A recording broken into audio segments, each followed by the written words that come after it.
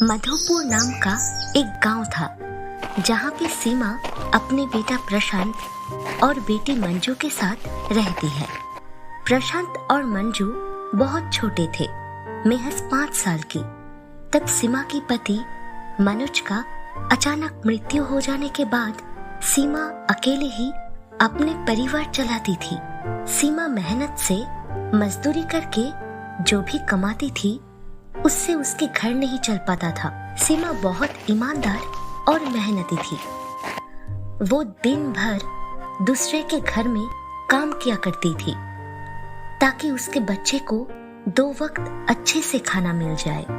मनोज के मृत्यु के बाद सीमा का देवर मनोज का भाई धोखे से उनके हिस्से का सारा जमीन अपने नाम कर लिया था और सीमा अपने दोनों बच्चे को लेके एक छोटी सी घर में आ गई थी। देखते देखते ऐसे ही किसी तरह से उनके दिन बीत रही थी। ऐसे चलते चलते होली का त्योहार आ गया था और सीमा के पास काम न होने के कारण उस दिन वो खाने का जुगाड़ नहीं कर पाई थी। तो सोचा क्यों न देवर विक्रम के पास जाके कुछ खाने के लिए मांगा जाए। सीमा उसके देवर के घर जाती है। देवर जी, आज होली का त्योहार है और घर में मेरे दोनों बच्चे भूखे हैं, इसलिए मैं आपके पास आई हूँ। कुछ पैसे अगर उधार दे देते, मैं अगले महीने में ही आपको लौटा दूंगी। देखिए भाभी जी, पैसे पेड़ पे नहीं उगते हैं कि तोड़ के आपको दे दूं, ठीक है? और अभी मेरे हाथ बिल्कुल खाली है, खर्चा बहुत बढ़ गया है और मैं जो भी आज कमाता हूँ, जो भी हूँ, अपनी मेहनत से हूँ। मेरे पति की देहांत के बाद भी हम आपके पास कभी कुछ नहीं मांगा। आज मेरे बच्चे भूखे हैं, इस वजह से हम आपके पास आए हैं। मेरे पति का जमीन का हिस्सा कहाँ गया? बोलिए, मेरा हक है वो, उसका हिस्सा तो मुझे मिलना चाहिए कि नहीं? तेरी इतनी हिम्मत, तू मुझसे हिस्सा मांगने आई है? चुपचाप निकल जा यहाँ से, वरना मुझे निकालना आता है, समझ गई? सीमा दुखी होके वहाँ से चली आती है। उस रास्ते में एक छोटा जंगल था। आते आते सीमा को वहाँ एक बूढ़ा लकड़हारा नजर आता है जो अपना लकड़ी का गट्ठर लेके परेशान था। सीमा सोचती है, अगर मैं इनका गट्ठर ले जाने में मदद किया तो मुझे अगर कुछ पैसा दिया तो हम उससे बच्चों के लिए खाना लेके जा पाऊंगा। सीमा उस बूढ़े लकड़हारे को बोलती है, मुझे काम चाहिए था। बाबा जी, मैं आपका गट्ठर आपके घर तक लेके जाऊं क्या? उसके बदले आप मेरा काम का जो भी दाम होगा वो दे देना। ठीक है बेटी, लेके चलो इसको। वैसे भी बहुत भारी है ये मेरे लिए और मैं तुम्हें इस काम का अच्छा दाम भी दूंगा। मुझे कोई चाहिए था जो मेरे इन भारी लकड़ों को उठा के ले चले। कुछ दूर चलने के बाद सीमा उस बूढ़े लकड़हारे का कुटिया के सामने आती है और अपना काम का दाम मांगती है। बाबा जी, लो, आपका काम हो गया। अब अगर आप मेरा काम का दाम दे देते तो हम चले जाते। वो मेरा घर भी यहाँ से बहुत दूर है। बेटी, काम के बदले तो मैं तुम्हें दाम दे ही दूंगा, पर तुम इतनी चिंता में क्यों लग रही हो? कुछ कष्ट में हो क्या? हाँ बाबा, मैं अकेली हूँ। मेरे 2 छोटे छोटे बच्चे हैं। हम उनके खाने के तलाश में निकले थे, कहीं कुछ काम मिल जाए ये सोच के। पर कल तो होली है, इस वजह से मुझे कुछ काम नहीं मिला। आज अगर आप मुझे काम नहीं देते तो शायद आज मेरे बच्चे भूखे सोते। सीमा अपनी सारी बात उस बूढ़े लकड़हारे को बोलती है। उसकी बात सुन के लकड़हारा बोलता है, बेटी, आज हम तुम्हें तुम्हारे काम का दाम देंगे, पर हम जो देंगे वो तुम संभाल के रखना। देखो, यहाँ से कुछ दूर जाना, तुम्हें एक गुफा मिलेगी। उस गुफा में एक बहुत ही भूखा और बुरा हिरन होगा। तुम ये रोटियां लेके जाओ और उस हिरन को खिला देना और उस हिरन से तुम रोटी के बदले उसका गले की घंटी मांग लेना।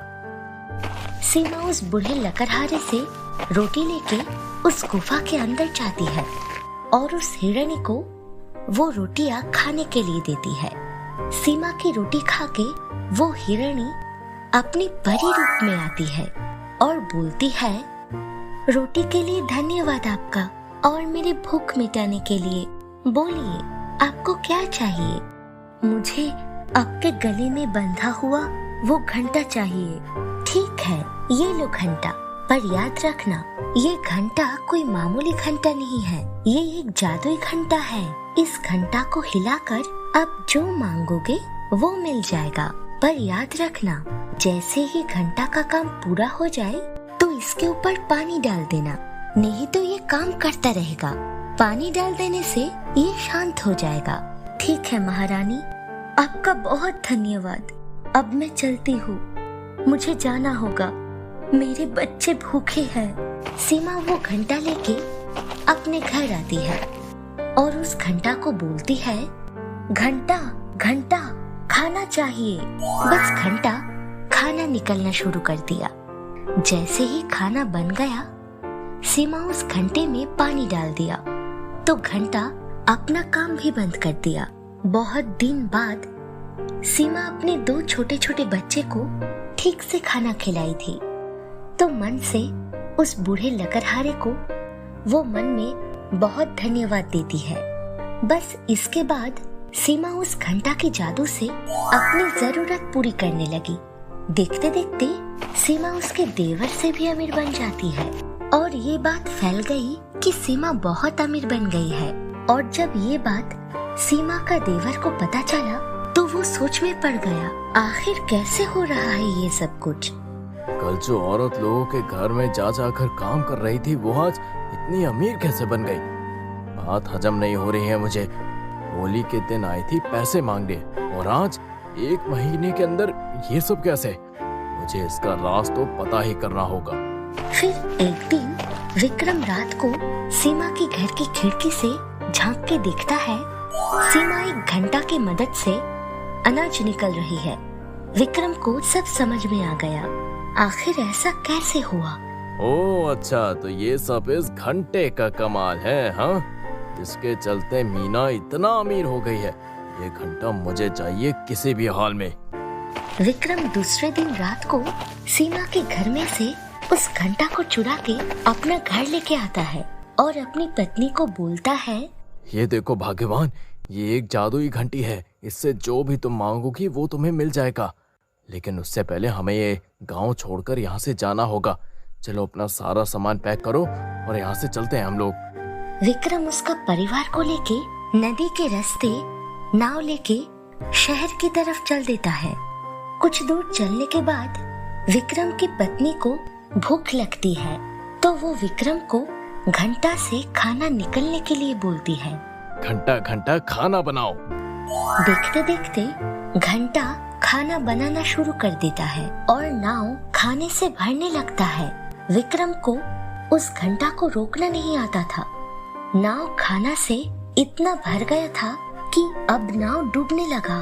धीरे धीरे नाव पानी में डूब गया और लोभी विक्रम उसके लोभ के चलते पूरा परिवार को डुबा देता है।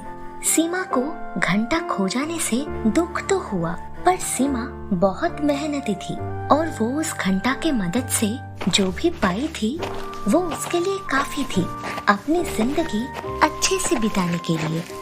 दोस्तों, इस कहानी से हमें ये सीखने को मिलता है, किसी भी इंसान को लोभी नहीं होना चाहिए।